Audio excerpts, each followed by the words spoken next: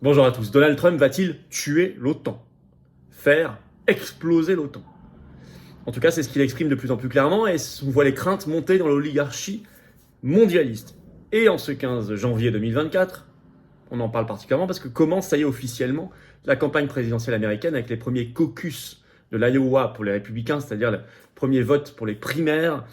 Trump est largement favori. En plus, il est en grande dynamique en ce moment, hein, c'est pour ça que l'oligarchie s'inquiète. Ça commence ce 15 janvier. On va parler de cette destruction de l'OTAN par Trump qui nous fait entrer dans un nouveau monde et qui, moi je le pense ardemment, qui sont un partisan de la sortie de la France de l'OTAN et aux patriotes nous le sommes, pour la paix, pour l'intérêt national, c'est un nouveau monde derrière. C'est un monde radicalement différent. Nous vivons peut-être une début d'année 2024 qui ne ressemblera en rien à la fin de l'année 2024. En tout cas, nous devons œuvrer chacun à notre niveau et dans nos pays en ce sens, bien évidemment. C'est très très important cette affaire, parce qu'on voit des foyers de guerre, une volonté de guerre mondiale chez certains, et présente ici et là, et nous devons être conscients que la paix est un bien absolument précieux. Alors n'hésitez pas à partager cette vidéo, pour cela à vous abonner ou réabonner à cette chaîne YouTube en cliquant sur le petit bouton s'abonner en dessous, c'est un clic, et c'est gratuit, vous le savez. Vérifiez que vous n'avez pas été désabonné par YouTube, ça peut arriver, réabonnez-vous le cas échéant s'il vous plaît. Plus vous êtes abonné à la chaîne, vous êtes nombreux à le faire ces derniers temps, je vous en remercie. Plus les vidéos seront recommandées par YouTube, plus on va aller toucher de nouvelles personnes qui peut-être ne nous connaissent pas encore. Deux informations. Le mercredi 31 janvier au soir, je suis en grande réunion publique à Voiron dans l'Isère. Inscription, il y a un formulaire d'inscription sous la vidéo en description. Il faut faire dès maintenant, il ne reste plus beaucoup de place. Le 8 février, jeudi 8 février au soir, je suis dans l'Oise. Pareil, il y a un deuxième formulaire d'inscription sous la vidéo en description. Il y a toujours le formulaire par ailleurs pour nous dire si vous seriez partant pour un vaste mouvement de blocage de la France, si les paysans et les routiers français s'y mettent comme en Allemagne. C'est sous la vidéo en description. On est parti. Trump va-t-il tuer l'OTAN? On a des infos, il le dit de plus en plus bruyamment, pas comme ça en l'air, mais dans un objectif clair, d'autant qu'il est en grande dynamique, crainte de l'oligarchie, le jour, là, ce 15 janvier, où commence la présidentielle américaine. Alors, la campagne, effectivement, démarre officiellement dans une dynamique Trump. Ça commence ce 15 janvier. Alors, il y avait un article de Challenge le 14 janvier qui parle du coup d'envoi de la campagne présidentielle américaine ce 15 janvier, avec le caucus donc, de l'Iowa, dans l'état de l'Iowa. Et en fait, dans les derniers sondages dans l'Iowa, Trump a 35 points d'avance sur ses concurrents républicains. Bon, donc normalement, il va l'emporter largement.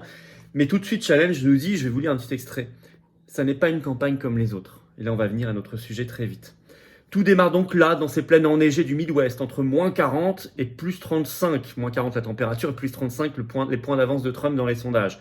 L'Iowa, ce 15 janvier, donne le coup d'envoi d'une campagne présidentielle comme l'Amérique n'en a peut-être jamais connue. Une campagne où l'on parle de dictature, de guerre civile, de coup d'État, et qui fait s'écrier à Michelle Obama « Que va-t-il se passer lors des prochaines élections? Je suis terrifié à l'idée de ce qui pourrait arriver. Bienvenue dans l'Amérique de 2024. » Ça donne le ton. Alors, autre signe de dynamique, Trump intéresse. Figurez-vous, il y a même eu une dépêche Reuters le 11 janvier pour le signaler.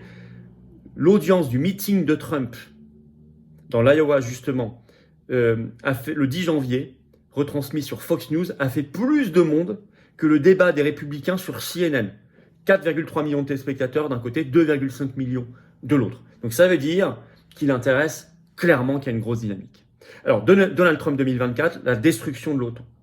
Alors certains me diront, il en avait parlé déjà avant 2020, moins et moins fort, mais surtout le contexte a complètement changé. Ce ne sont plus du tout les mêmes hommes autour de lui. Et ça, je vais vous en parler, c'est très important.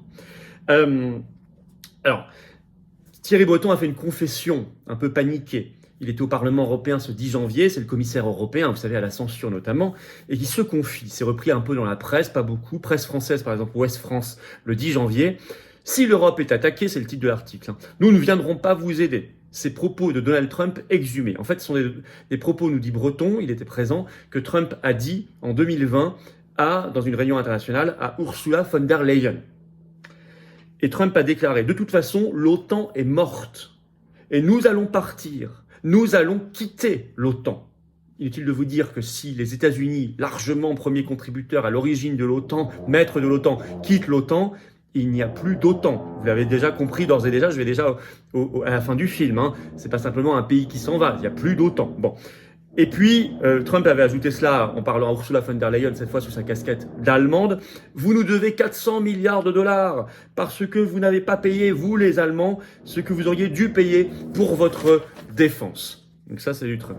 Alors, il y a une grande analyse sur le fait que Trump veut détruire, quitter et tuer l'OTAN sur un média suisse qui est assez sérieux, qui fait des analyses de fond toujours. C'est AD News, H-E-I-D-I. Et c'était le 6 janvier, là, ce 6 janvier 2024. Le titre, La fin d'un monde, ou comment Donald Trump pourrait tuer l'OTAN. Je vais vous citer quelques extraits. D'abord, il rappelle ses propos. Trump avait déclaré « Je me fous de l'OTAN ». Mais cette fois, en 2024, c'est très crédible. Je vais vous citer un petit extrait de ID News.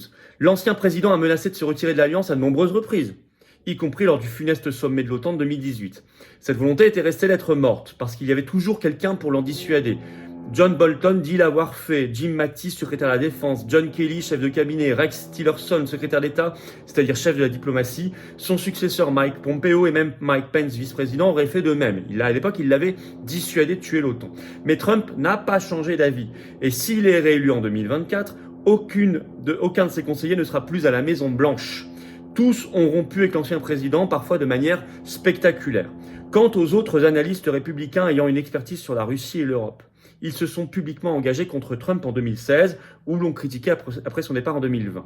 Lors d'un second mandat, écoutez bien, Trump serait entouré de personnes qui soit partagent son aversion pour les alliances américaines en matière de sécurité, soit s'en fichent. Cette fois, les mauvaises dispositions de Trump à l'égard des alliés de l'Amérique auraient toutes les chances de déboucher sur un réel changement de cap. C'est-à-dire qu'ils nous disent, cette fois-ci, vu les gens qui l'entourent, il n'y aura plus personne pour l'en dissuader, il quittera et il tuera l'OTAN. C'est une option d'autant plus crédible manifestement, et l'oligarchie en face y croit, que 2 sénateurs américains ont déposé là en décembre 2023 un projet de loi au Congrès américain qui demande, c'est ce que rappelle le média suisse, le vote d'une loi spécifique au Congrès pour pouvoir quitter l'OTAN ou le soutien des 2/3 des sénateurs.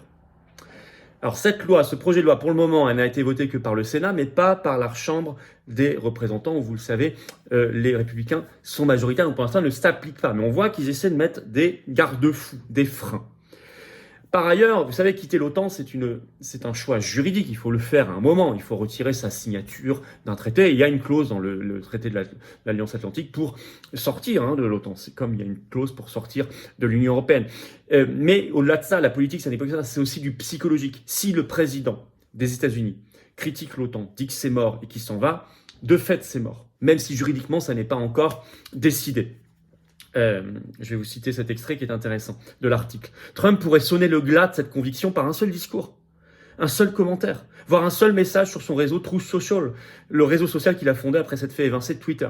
Qu'importe que le Congrès, les médias, le Parti républicain continuent à débattre de la légalité d'un retrait américain de l'OTAN, qu'importe les obligations de papier, une fois que le chef des armées aura déclaré « Je ne viendrai pas au secours d'un allié qui subit une attaque », qui pourrait encore craindre l'OTAN?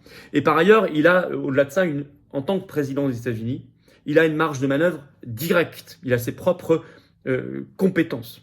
Alexander Verschbow, je cite l'article, ancien ambassadeur des États-Unis auprès de l'OTAN, ancien secrétaire général adjoint de l'OTAN, note que Trump pourrait démettre l'ambassadeur américain de ses fonctions, empêcher les diplomates d'assister aux réunions, ou cesser de contribuer au budget de fonctionnement du siège à l'organisation de Bruxelles, sans avoir à craindre une censure du Congrès.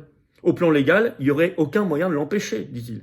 Il ferait plus de temps pour fermer les bases américaines en Europe, rapatrier les milliers de soldats américains qui y sont stationnés. Mais en tout état de cause, est-il écrit, tous les organes politiques de l'Alliance devraient changer leur mode de fonctionnement du jour au lendemain.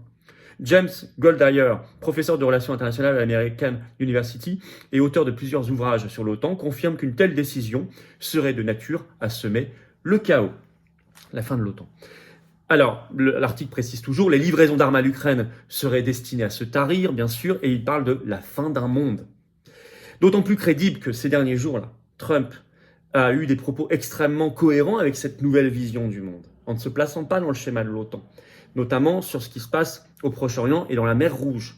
Ça a été rapporté par un article de Politico ce 12 janvier, le titre « Donald Trump critique la Maison-Blanche concernant les frappes sur les Houthis ». Vous savez, cette alliance qu'ont voulu créer les États-Unis en novembre-décembre, en disant au départ il y a 20 pays, ils en ont cité que 12, et puis l'Italie, l'Espagne et la France ont dit non, nous non, on reste sous commandement national, etc.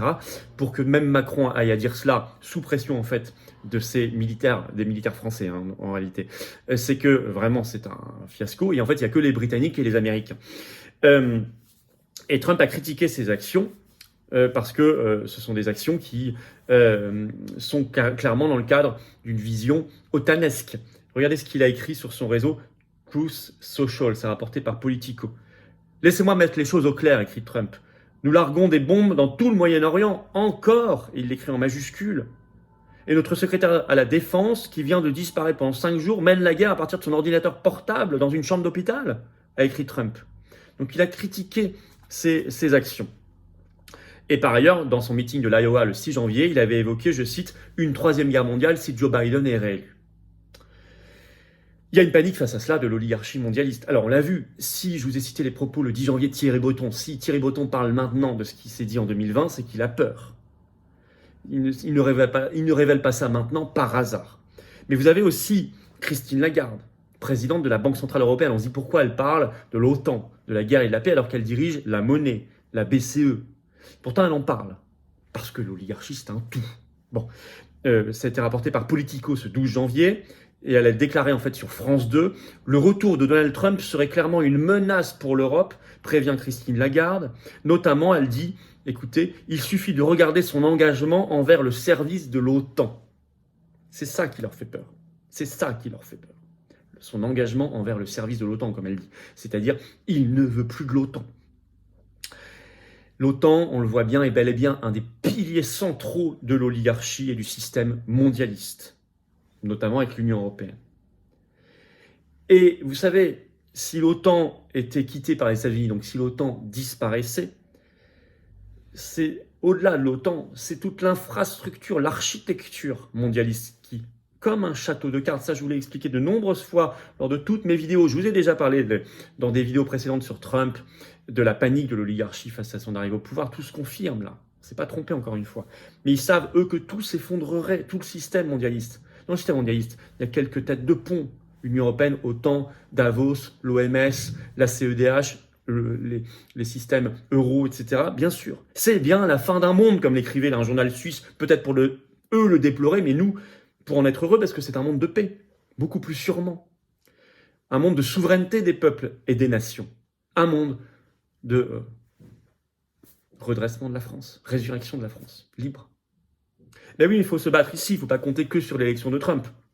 Bien sûr, c'est important, très important, on va suivre ça, on va décrypter ça, mais il faut se battre ici, en France, pour la libération de la France. C'est pour ça que je vous dis, petit formulaire à remplir en dessous, si vous voulez participer au blocage des paysans et des routiers, si ça vient comme en Allemagne, en France, et c'est en train de monter un peu partout. En tout cas, moi j'ai des contacts en ce sens, je peux vous assurer que c'est en train... La colère est là, hein, les mouvements paysans en France sont là déjà puissants, mais ils veulent passer à l'étape supérieure manifestement, je vous en reparlerai. Mais venez vous battre ici. Cette carte orange, c'est la paix, c'est le plus grand mouvement souverainiste et de défense des libertés de France, les Patriotes. Il faut devenir adhérent ou reprendre votre adhésion annuelle ou faire un don de soutien au mouvement si vous pouvez, dès maintenant. Pas remettre à demain ou la semaine prochaine ou l'année prochaine. Parce que l'oligarchie, elle ne remet jamais à demain ses mauvais coups. Parce que vous voyez que le combat, il est exaltant, passionnant. Il faut le mener maintenant pour nous, nos enfants, nos petits-enfants. Alors on me demande, est-ce qu'on peut adhérer si on est en Outre-mer ou à l'étranger? Bien sûr, en métropole, Outre-mer, à l'étranger, on est présent partout. Vous pouvez adhérer ou faire un don. Rejoindre une grande famille. On vous propose des actions, on vous propose de rencontrer des gens qui pensent comme vous près de chez vous. Faire un don vous permettez de nous faire plus d'actions concrètes, sinon on ne peut pas les financer, parce qu'on n'a pas les millions, les réseaux, les copains, les banques, les médias du système, non. On est anti-oligarchique. Venez dès maintenant, vous n'allez pas le regretter.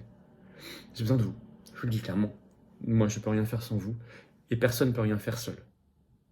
Ensemble, on peut déplacer les montagnes. Unis, les Français sont invincibles. Adhérer, réadhérer, c'est le premier lien sous la vidéo en description. Ce lien est également en commentaire épinglé. Une petite fiche maintenant sur l'écran. Et dans quelques secondes, un lien sur l'écran. Choisissez. Faire un don de soutien au mouvement, facile. Deuxième lien sous la vidéo en description. Tout ça, c'est défiscalisé aux 2/3 de vos impôts. Baisse concrète de vos impôts. Si vous adhérez, réadhérez, vous faites un don. Par exemple, vous mettez 100 €, ça enlève 67 € d'impôts. Vous mettez 2000 €, ça enlève 1333 € d'impôts. Vous mettez 10 €, ça enlève 6,67 € d'impôts. Profitez-en, profitez-en. Par ailleurs, le 31 janvier, je suis à Voiron dans l'Isère. Formulaire d'inscription à remplir, s'il vous plaît, sous la vidéo en description si vous venez. Et 8 février, dans l'Oise, pareil, un autre formulaire à remplir, s'il vous plaît, si vous venez. Abonnez-vous à cette chaîne YouTube, donnez-lui de la force. Un petit clic, s'abonner, c'est gratuit. Ça aide tellement à ce qu'elle soit mieux recommandée. Faites-le avant de quitter la vidéo. Bravo aux donateurs, aux réadhérents. Bienvenue aux nouveaux adhérents patriotes et vive la France.